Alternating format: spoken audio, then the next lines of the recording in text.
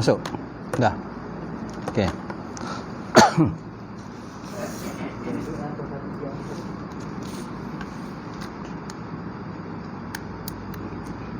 InsyaAllah.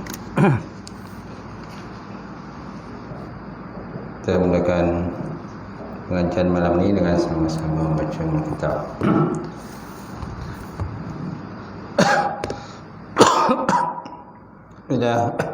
Ila ratin Nabi Muhammadin Mustafa Rasulullah sallallahu alaihi wasallam wa ala al-kiram ashabil izam insyaallah. Al-Fatihah. A'udzubillahi minasyaitonir rajim.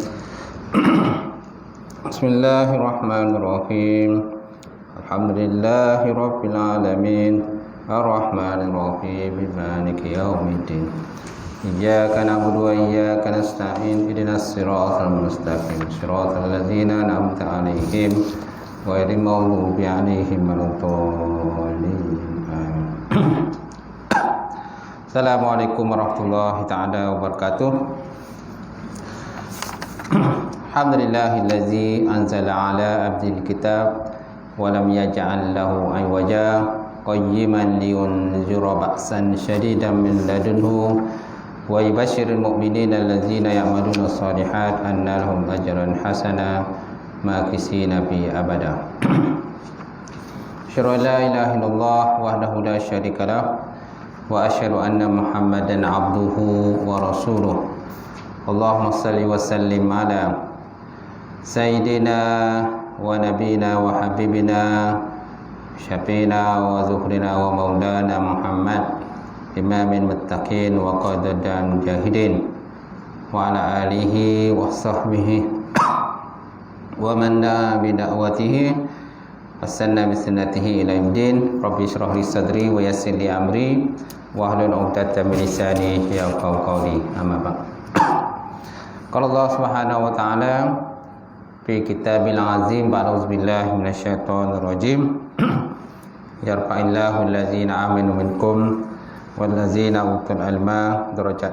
Maksudnya Allah Subhanahu wa taala mengangkat orang-orang yang beriman dan berilmu di kalangan kamu akan beberapa derajat. Wa qala Nabi sallallahu alaihi wa ala alihi wa sahbihi wasallam, la yu'minu ahadukum hatta akuna ahabba ilaihi min walidihi wa waladihi wan nasi ajma'in. Atau kama qala Rasulullah. Maksudnya tidak sempurna iman salah seorang daripada kamu sehingga aku lebih dikasihi, melebihi kasihnya kepada ayahnya, melebihi kasihnya kepada anaknya, dan melebihi kasihnya kepada manusia semuanya. Alhamdulillah. Yang saya hormati, bismillahirrahmanirrahim, Fadil Tuan Imam kita, tak lupa juga bismillahirrahmanirrahim Tuan Bilal, pengurusi masjid, jawatan kuasa masjid, kemudian tuan siap kita, sidang jamaah muslimin muslimat, mukminin mukminat rahmatullah. Alhamdulillah, kita panjatkan puji serta syukur kepada Allah Subhanahu wa taala. Dan Allah taala mengizinkan sekali lagi perjumpaan kita malam ni tuan, untuk kita berkongsi berkenaan dengan bab munakahat, ya, bab nikah kahwin.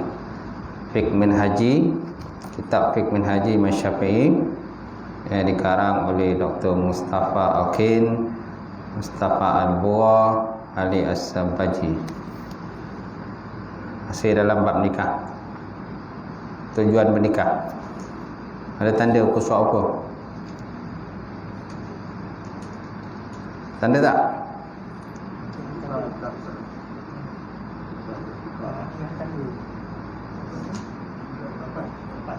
Apaan?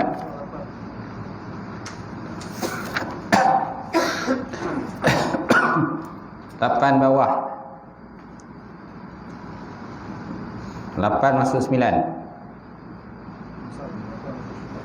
Ha?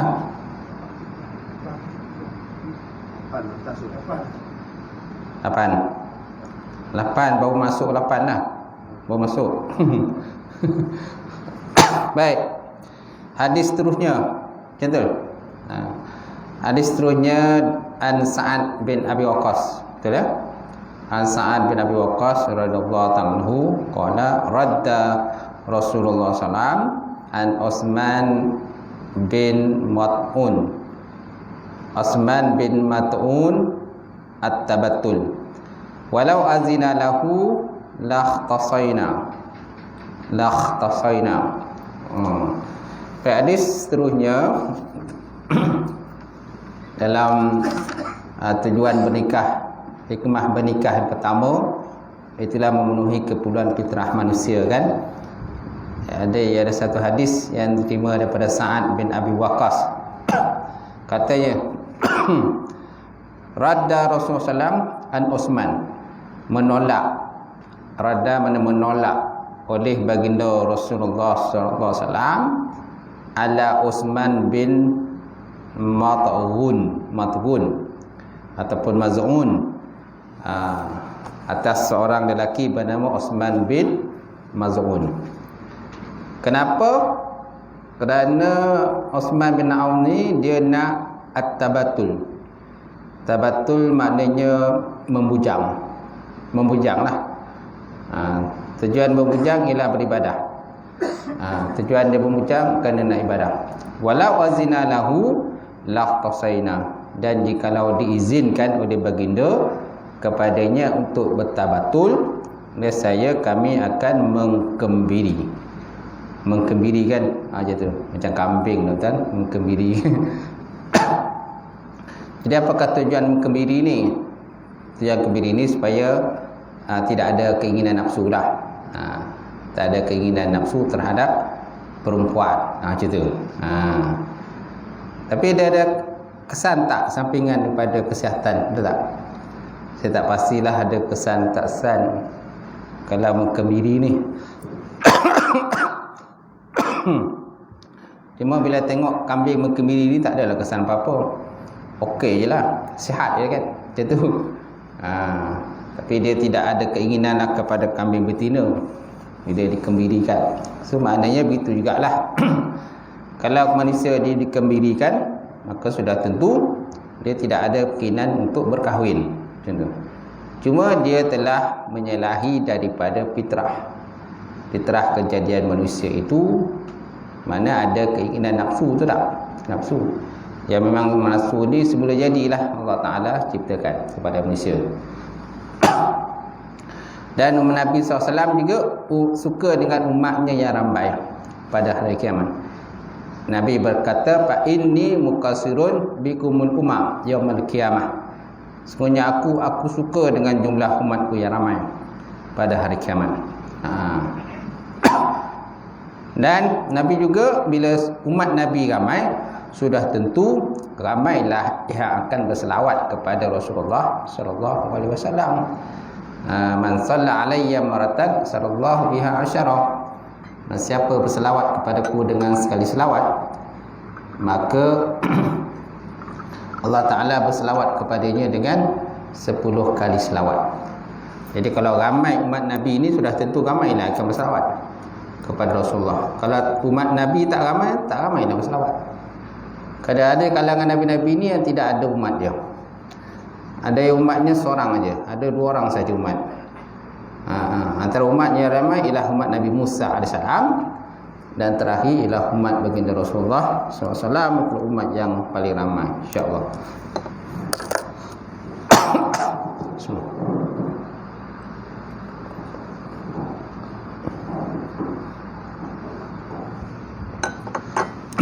Baik. Seterusnya, bagaimanapun Islam tidak membiarkan keinginan seksual ini begitu saja. Islam juga tidak membiarkan manusia lepas bebas dalam memenuhi kehendak ini sehingga membinasakan diri sendiri dan juga orang lain. Jadi perbuatan ini memburukkan akhlak, merosakkan rumah tangga, serta membuka pintu yang luas kepada tipu daya syaitan yang menyesatkan. Dia manusia fitrah menjadinya Allah Ta'ala bagi dia nafsu, keinginan. Cuma nafsu keinginan itu tidak boleh dilepaskan sesuka hati je lah, tanpa ikatan perkahwinan.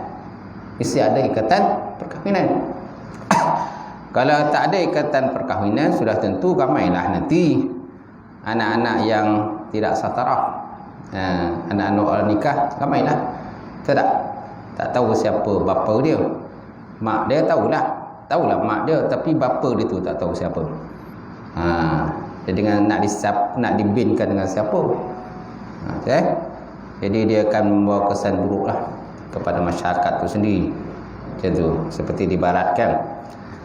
Jadi kita takut negara kita jadi seperti di barat. Ramainya anak-anak yang tidak satarah, anak luar nikah dan sebagainya. Jadi bagaimanapun Islam tidak membiarkan keinginan seksual itu begitu saja. Islam juga tidak membiarkan manusia lepas bebas dalam memenuhi kehendak ini, sehingga membinasakan diri sendiri dan juga orang lain. Tak? Mana kalau kesan daripada nafsu yang tidak terkawal ini sudah tentu boleh membinasakan diri sendirilah. Mengundang pada bencana daripada Allah Ta'ala, mengundang pelbagai jenis penyakit. Contohnya penyakit AIDS, penyakit sifilis, penyakit kulit dan sebagainya. Jadi perbuatan ini memburukkan akhlak lah. Dia juga boleh merosakkan rumah tangga. Kalau orang tu dah berumah tangga, kan, rumah tangga pun boleh rosak kalau seandainya nafsu tu tak dikawal. Isteri dah ada pasangan yang halal bagi dia, dia tak nak pasangan halal tu, cari pasangan yang tidak halal bagi dia. Dalam peristiwa Isra' dan Mi'raj, tuan-tuan ingatkan dalam peristiwa Isra' dan Mi'raj, Nabi Muhammad SAW berjumpa dengan berbagai-bagai contoh golongan lah yang diazab dan diseksa oleh Allah Ta'ala dalam neraka.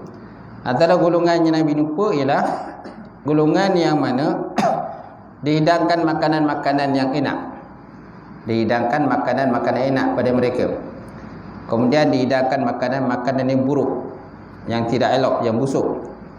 Jadi dia minta kepada mereka untuk memilih, untuk makan makanan tadi.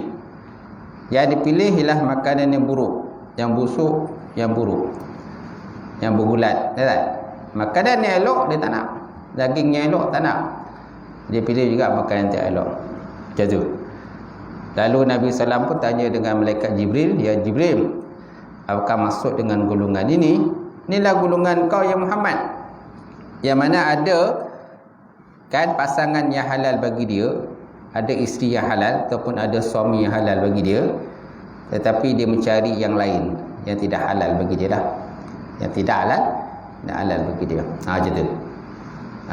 Jadi inilah bentuk balasan lah yang akan diterima oleh Rasulullah, oleh umat baginda Rasulullah sallallahu alaihi wasallam.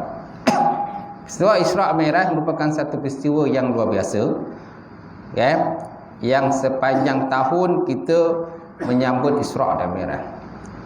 Kenapa tuan-tuan peristiwa ni? Kerana peristiwa ni dia peristiwa yang menakjubkan, luar biasa pada Nabi, kan? Kerana dia nak menguji macam mana keteguhan umat baginda Rasulullah SAW, dan juga keteguhan para sahabat yang ada masa itulah. Macam tu. Kan? Apalagi masa tu baru masuk Islam pula, Islam baru nak berkembang, tiba-tiba diuji dengan ujian yang berat macam tu. Apakah hikmah Nabi SAW di Isra' dan Mi'raj kan? Hikmah ni banyaklah.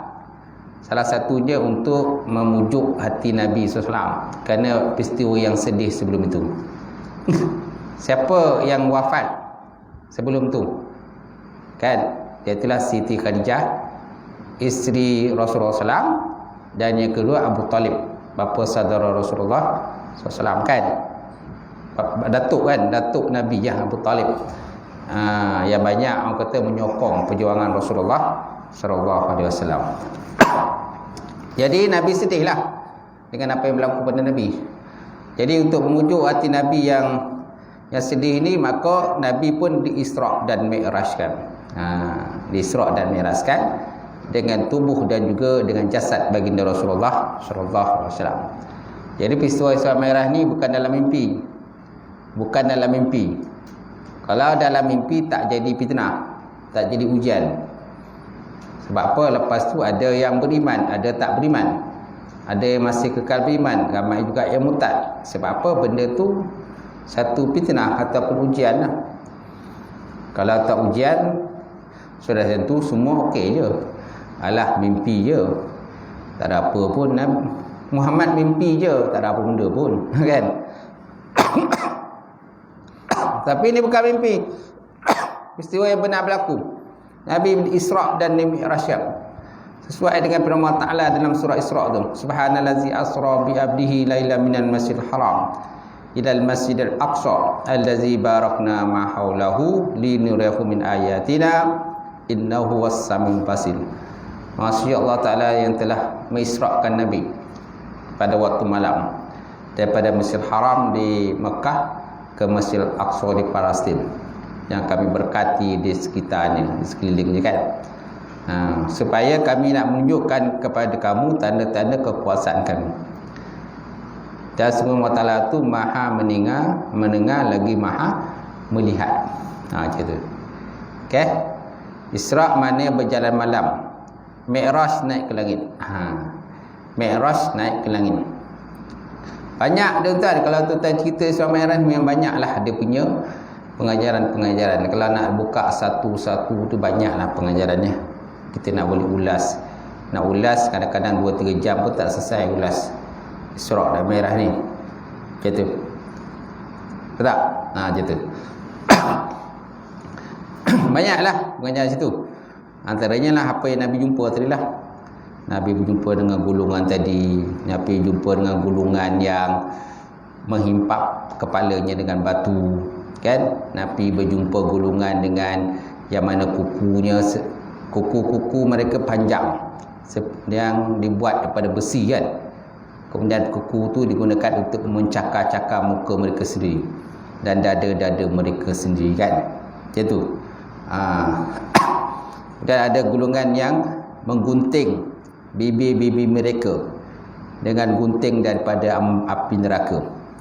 Bila digunting putus, maka sambung semula. Banyaklah banyak situ. Baik, kita sekejap semula. Jadi Islam mengambil sikap yang seimbang dan sederhana. Ia memberi perhatian kepada kehendak seksual manusia dan mengaturnya agar keinginan tersebut berperanan secara baik untuk melahirkan dan mengekalkan generasi manusia. Betul tak? Macam tu. Cuma Islam ni memanglah perkahwinan ni satu benda yang baik. Perkahwinan satu benda yang baik. Tapi jangan mengambil mudahlah dalam bab kahwin ni. Sebab ada yang nak mengambil mudah. Apa yang dokumen-dokumen yang kita minta disediakan, dia kata menyusahkan dia lah. Pejabat agama ni menyusahkan kata. Nak kahwin pun susah. Ada yang kata tu, mam. Tak? Nak kahwin pun susah. Kalau macam tu tak payah kahwin lah. Peraturan yang digunakan, yang dibuat tu bukan nak menyusahkan. Peraturan dibuat tu untuk menjaga maslahah. Maslahah antara lelaki dengan perempuan, supaya jangan ada yang terinaya. Jangan ada yang terinaya. Kau boleh kata kau bujang, kau kata kau duda ke? Mana bukti kau duduk? Mana bukti kau bujang? Betul tak? Kau kata kau janda, apa bukti kau janda? Mana dokumen sijil cerai kau? Kau kata kau janda. Kan? Kau kata suami kau meninggal, mana sijil kematian suami? Betul tak?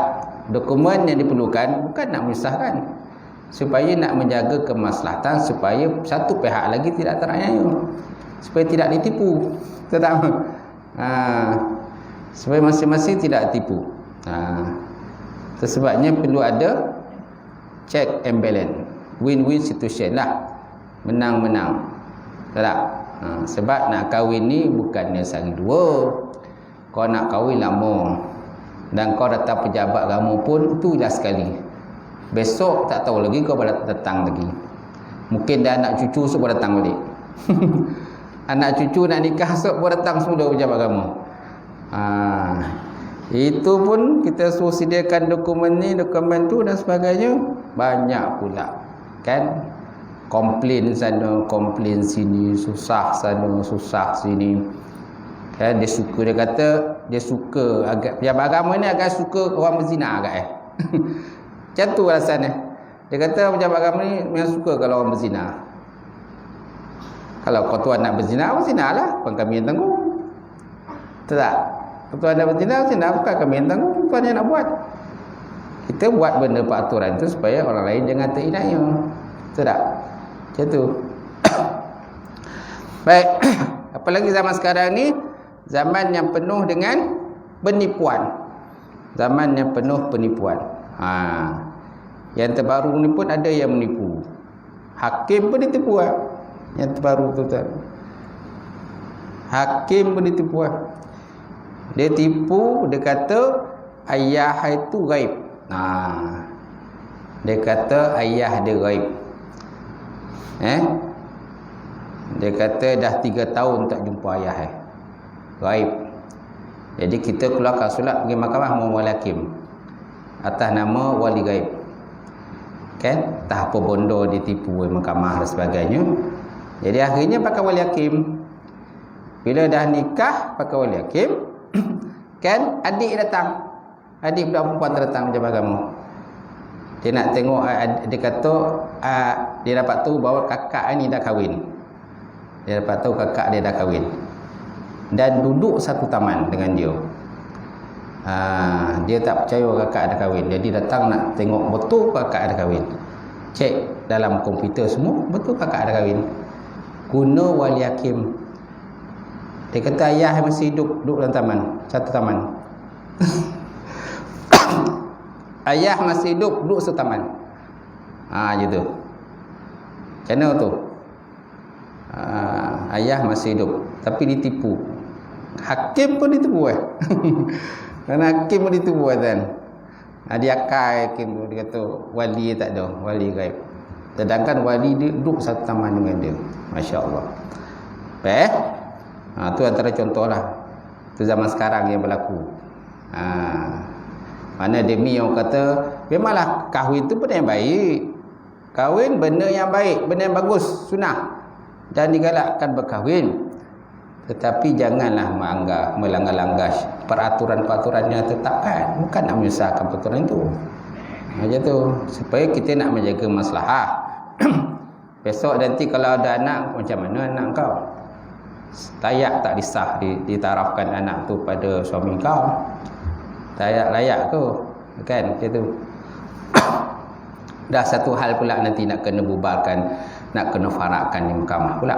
Macam tu. Dah kena naik turun mahkamah. Kan leceh kan? Gitu. Baik, kita sambung semula. Kemudian 4.2. 4.2 faedah berkahwin, mengembangkan masyarakat Islam dengan keturunan yang soleh dan generasi terdidik.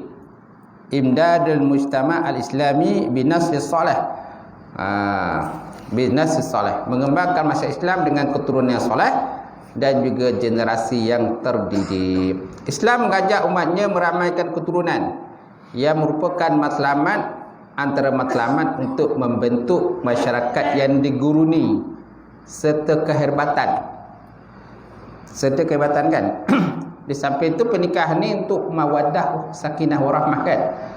Kau Allah sebut dalam Quran, "Wa min ayatihi an khalaqalakum min anfusikum azwajan litaskunu ilaiha wa ja'ala bainakum mawaddatan wa rahmah."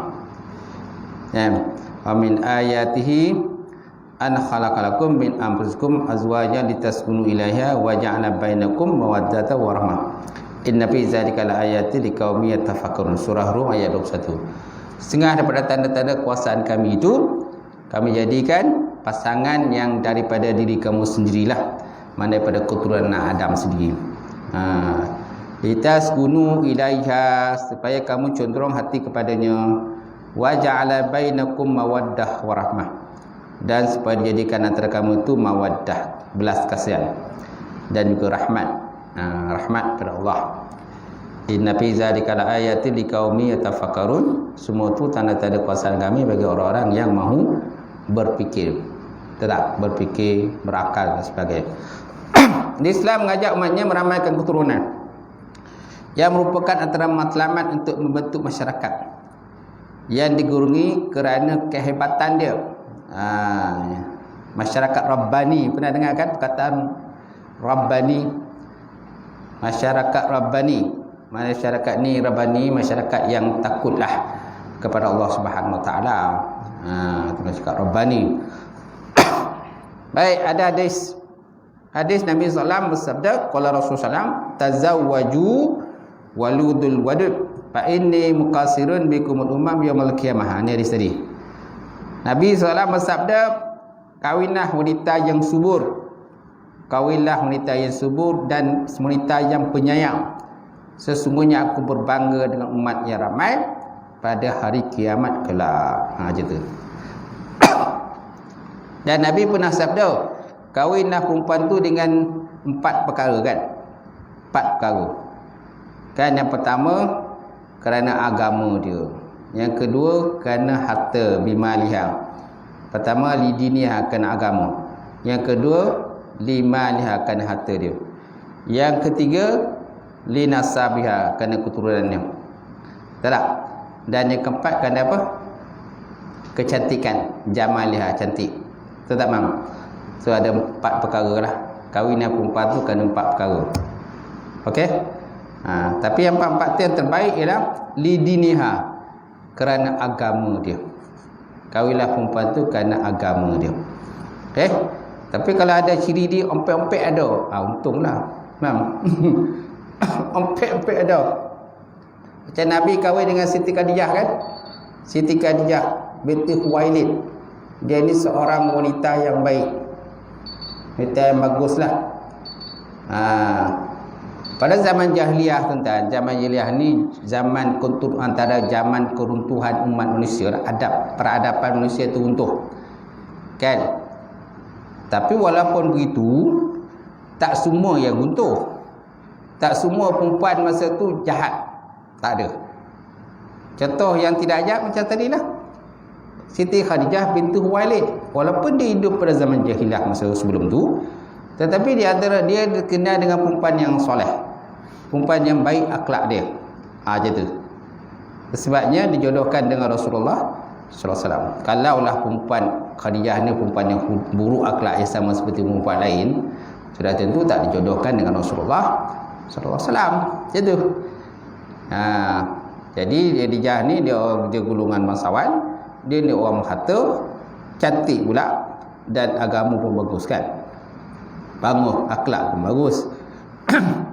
Kalau ikut agama pun agama-agama yang sebelum itulah, agama para nabi yang sebelum itu. Kemudian dia lah orang yang pertama masuk Islam setelah Nabi SAW dilantik sebagai nabi dan rasul tuan. Kalau ada 4 ciri ni paling baiklah. Kalau tak ada, paling tidak pun 2 atau 3 ciri lah ada perempuan itu. Habis kalau lelaki, ustaz, macam mana tak?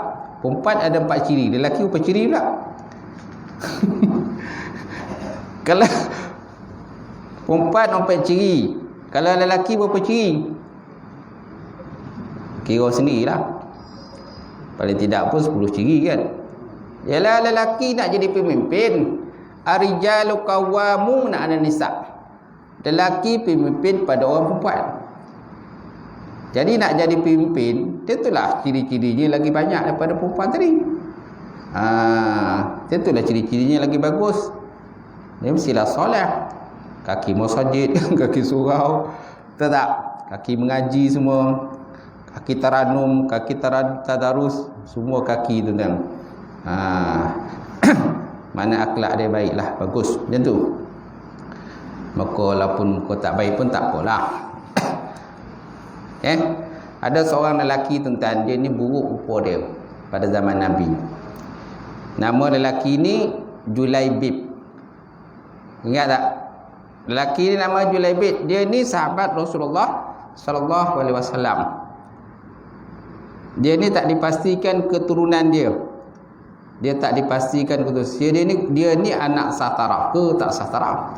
Dan dia rupa dia pun hitam, buruk, orang yang pendek, tak handsome lah istilah kita, tak macho lah, tak lawa.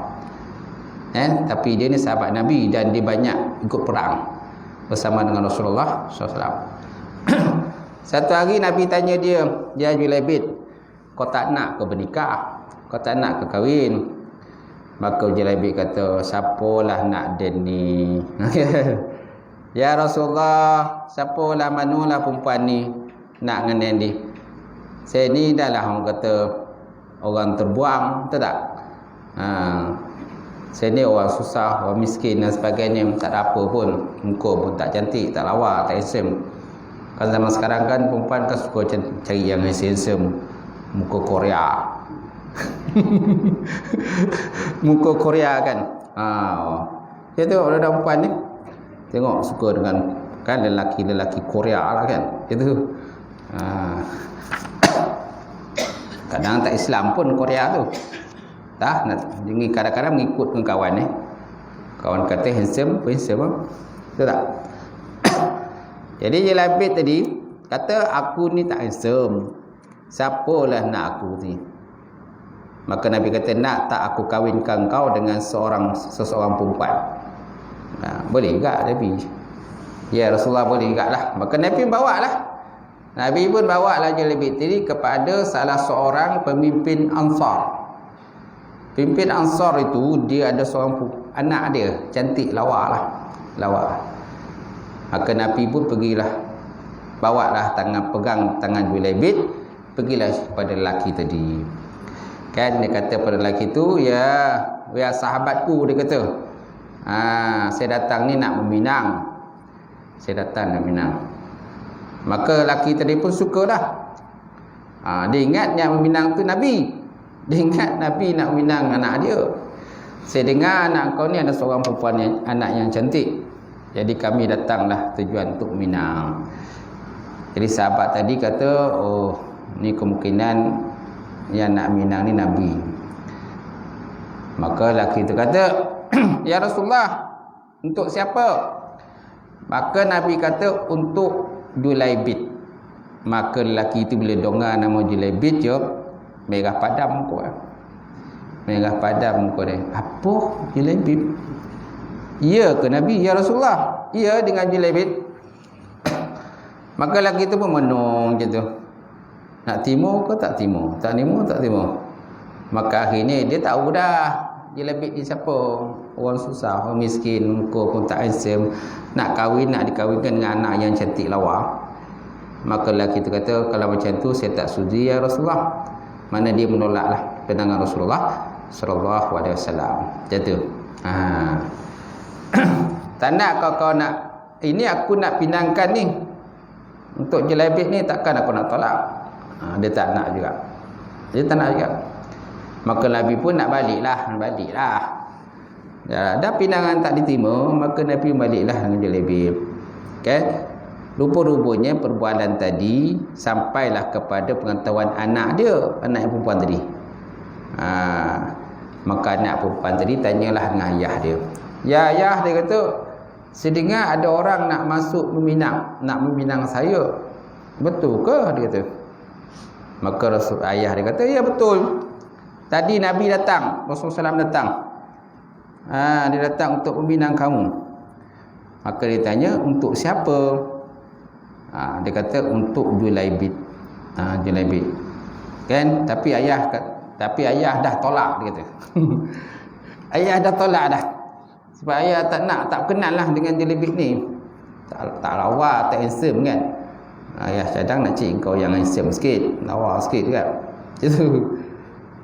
Maka anak perempuan kata, kenapa ayah tolak? Dia kata, bukankah Nabi yang datang meminang? Dia kata, bukankah Rasulullah yang datang meminang? Kalau dah Nabi datang meminang, kenapa kita tolak? Tu sikap anak dia pula. Cuma anak-anak dia tak kisah pun. Ni masalah wali tu. Wali kena memilih situ satu hal juga tu. Dia tengok tak mungkin tak sekupu lah pada dia dalam. Istilah kita ni sekupu kan. Macam tak sekupu lah dengan anak dia. Sebab anak dia lawa. Ini tak lawa lelaki tu. Maka anak dia kata, kalau macam tu ya wahai ayahku, dia kata, bawakan aku kepada Rasulullah. Dia minta supaya ayah dia bawa dia kepada Rasulullah. Maka pergilah pada Rasulullah. Dan perempuan tadi kata dia setuju untuk berkahwin dengan Julaibib. Setuju dia. Akhirnya kahwinlah Julaibib dengan perempuan yang cantik lawa tadi, anak kepada sahabat Ansar tadi yang kaya tadilah, kaya tuan-tuan. Belum sempat bersama tuan-tuan, dah kahwin tapi belum sempat bersama, tiba-tiba datanglah seruan jihad. Seruan untuk pergi berperang ke medan perang. Jadi bila dengar saja kan ada seruan jihad pergi berperang, maka dia terus bersiap-siap untuk pergi berperang. Macam sedangkan dia belum lagi bersama dengan isteri dia. Dah ada seruan jihad perang. Dia pergi perang tu kan, dia tinggal dekat isteri dia, dan akhirnya dalam peperangan tu dia terbunuh, mati dia dalam peperangan. Sampai ke sahabat cari kan, semua sahabat semua dah kumpul dah habis perang, dah kumpul, tengok Julaibib tak jumpa.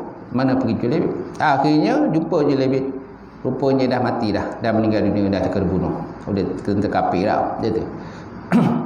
Jadi peristiwa tadi sampailah kepada Rasulullah sallallahu alaihi wasallam. Maka Nabi kata, berbahagialah Julaibib, dia kata.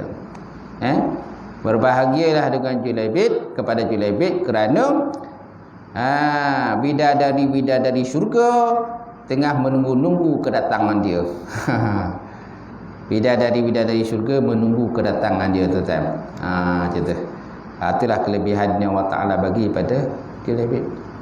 Tak? Muka tak handsome, tak lawak. Jadi kalau perempuan tu, kalau muka tak handsome tu, jangan anggap benda yang tak okey dah. Kadang dia ada kelebihan lain kan.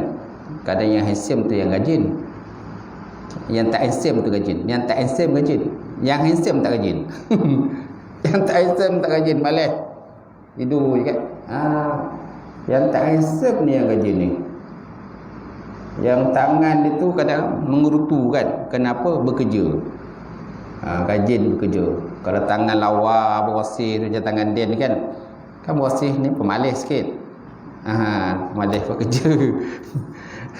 Pemalas tu makna pemalas buat kerja berat. Tapi mengajar rajin lah. Sebab apa? Kita tak pegang parang.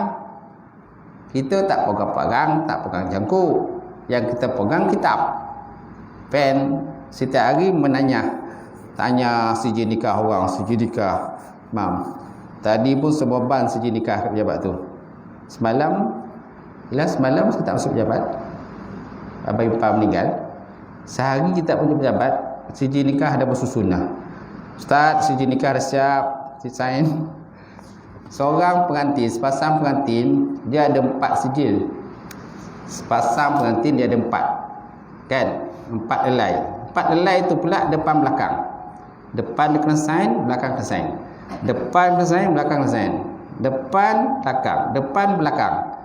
Itu kalau sepasang. Kalau 50 pasang, tuan-tuan fikirlah kalau 50 pasang.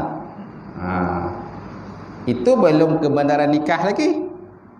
Berapa banyak pula orang memohon kebenaran nikah. Itu belum orang mohon salinan sijil nikah, salinan sijil cerai. Orang nak salinan sijil nikah, salinan sijil cerai. Tak? Orang kata sijil rujuk, sijil cerai, macam-macam lah. Foto state ni dan sebagainya. Kita kena buat akuan ke situ. Baik, insyaAllah. Jadi justru Quran menyeru kepada perkahwinan, dan Islam menekankan kepada bapa agar mengahwinkan anak mereka, sama ada lelaki atau perempuan. Nampak? Baik. Justru Quran menyeru kepada perkahwinan, dan Islam menekankan kepada ibu bapa agar mengahwinkan anak-anak mereka, sama ada lelaki atau perempuan. Itu. Tapi nak kahwinkan anak ni, mestilah kena pastikan betul dia ni dah bersedia ke berkahwin ke belum. Jangan tiba-tiba kita menikahkan tapi dia belum bersedia untuk berkahwin. Kenalah bagilah, kalau perempuan tu konolah ajar dia masak. Ini tak masak betul-betul. Orang tolu pun tak reti. Macam mana kita nak suruh dia nikah? Sebab apa? Dia tahu mak ayah dia masak kan? Mak ayah dia masak kan? Ataupun bibi yang masak kan? Jadi dia tahu makan je. Gitu. Dia tahu makan je. Jadi bila berkahwin dia dah kekok. Dia tak tahu macam mana nak masak tu, masak ni. Masa itulah baru buka YouTube, buka buku masak, baru nak belajar masak tuan. Macam mana? Tu yang kadang-kadang pergi kedai boli tunjuk itu RM2 ni bawa balik masak makan. Dah. Susah macam tu kan. Takkan nak asyik nak boli kat kedai je. Jadi maknanya skill mana kemahiran memasak kepada perempuan ni memang sangat penting. Betul tak? Memang sangat penting. Antara cara nak pikat suami ni antaranya ialah masak lah. Itu. Tapi ada juga yang suami rajin masak. Yang tak kisah, yang tak payah masak, abang yang masak. Setiap kojak abang masak, kojak abang masak. Tu yang gomok isi tu. Makan aku tu. Baik.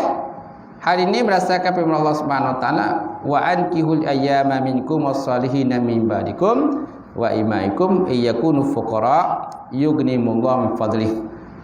Yang bermaksud dan kahwinlah orang-orang yang bujang, lelaki dan perempuan daripada kalangan kamu, kan, dan orang-orang soleh dan hamba-hamba kamu lelaki dan perempuan. Jika mereka miskin, Allah Ta'ala akan mengkayakan, memberi kekayaan pada mereka daripada limpahan kurnianya. Tak? Jadi antara faedah kahwin ni antaranya ialah mendatangkan harta. Nabi pun pernah sebut, kahwinlah perempuan kerana dia akan mendatangkan kamu tu harta. Ya'ti bikumul mal, dia berikan harta pada kita. Cuba tengok orang yang bujang, harta dia banyak tak? Tak banyak banding orang kahwin. Kalau kahwin daripada motor buruk tu, bila dah kahwin dia tengok motor dah tukar lah. Tak? Motor dah mula tukar. Kalau harta dia tak banyak pun anak ramai. Mungkin harta dia tak banyak, motor macam tu yang motor buruk, tapi anak dia dah berderet dah. Anak pun harta juga tak? Anak pun harta. Kita jangan anggap bahawa harta ni hanya bentuk-bentuk yang macam tu je, material tu je. Tapi anak-anak pun dia kira harta juga. Sebab dia lah besok yang akan mendoakan kita. Tak? Kalau kata meninggal besok, dia lah doa kita, insya-Allah. Baik. Kemudian perkahwinan juga bertujuan untuk mengembangkan masyarakat. Sikit lagi, dengan generasi anak-anak dilahirkan bapa yang penyayang dan bela ihsan, serta berusaha mendidik akal dan mengembangkan bakat mereka. Nampak tak? Perkahwinan juga bertujuan untuk mengembangkan masyarakat dengan generasi anak-anak yang dilahirkan oleh bapa yang penyayang dan belas ihsan dan berusaha mendidik akal dan mengembangkan bakat mereka. Anak-anak pun jadi akan anak menjadi anak yang soleh dan solihah. Betul tak? Nabi SAW pernah bersebut dalam satu hadis, kullu mauludin yuladu ala fitrah fahawidani, kan, maka ibu bapanya lah fa abawahi yuhawidani au yumajisani au yunasirani, maka ibu bapanya lah yang akan membentuknya menjadi Yahudi, Nasrani ataupun Majusi. Anak tu lahir fitrah. Tak? Walaupun anak tu contoh tak satrah, kan, walaupun dia tak satrah, dia tak dosa. Yang dosa siapa? Yang dosa tu mak ayah dia, kan. Kan, lelaki tu yang menyebabkan, lelaki dengan perempuan tadi yang menyebabkan dia lahir ke dunia. Dia tak salah apa. Jadi Islam datang menaikkan martabat golongan perempuan, kan, anak-anak dia dah. Kalau zaman jahiliah tu kan, tengoklah Sayyidina Umar sendiri pun kalau zaman jahiliah pun apa dia buat? Dia bunuh anak dia. Anak perempuannya dia bunuh. Kenapa? Dia anggap mengaibkan dia lah. Dia mengaibkan dia. Jadi dia akan bunuh. Jadi mana dia rendahnya martabat golongan perempuan masa tu. Tapi bila Islam datang, anak-anak walaupun anak-anak perempuan sekalipun tetap walaupun tak sataraf sekalipun, maka dia kira baiklah pada pandangan Islam tu. Yang salah tu mak ayah dia, macam tu. Baik, hal ini adalah baik daripada anak-anak yang dilahirkan di curug-curug tersembunyi dan gelap, yang merupakan mangsa runtunan nafsu serakah zina.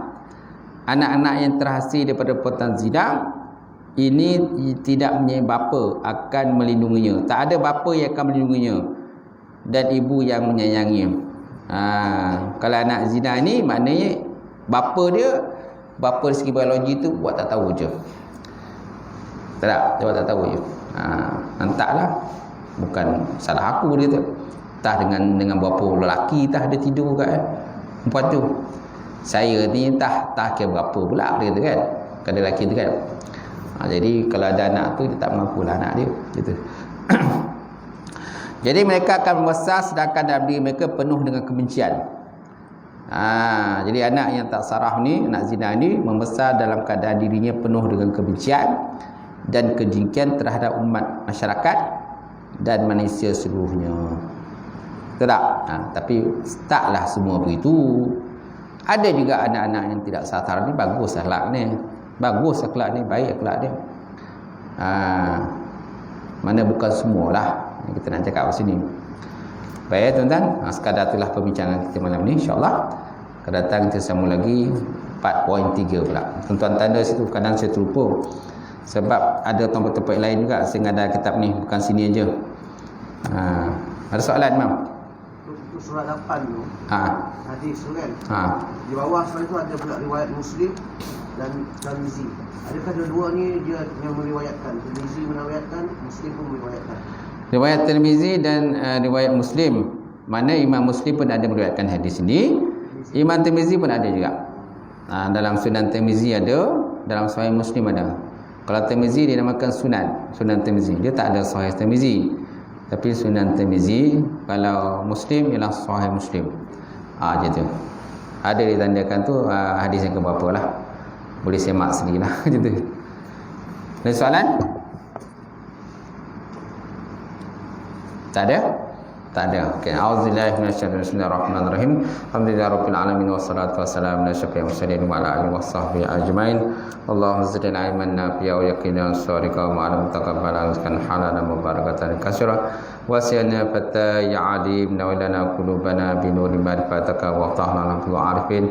Allahumma faqina fidin, Allahumma faqina bidin, Allahumma ja'al hadza jam'an marhuma wa tafarraqna min ba'dihi tafarraqan ma'suma. Rabbana atina fid dunya hasanah wa fil akhirati hasanah wa qina azabannar. Subhana rabbika rabbil izzati amma yasifun wa salamun alal mursalin, alhamdulillahi rabbil alamin. Qabbalallahu minkum.